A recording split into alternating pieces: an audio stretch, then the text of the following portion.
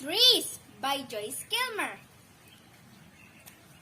I think that I shall never see a poem lovely as a tree.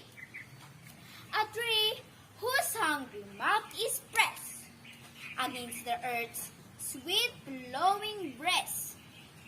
A tree that looks at God all day and lifts her leafy arms to pray. A tree that may in summer wear a nest of robins in her hair, upon whose bosom snow has slain, who intimately lives with the rain. Poems are made by fools like me, but only God can make a tree. Trees by Joyce Kilmer.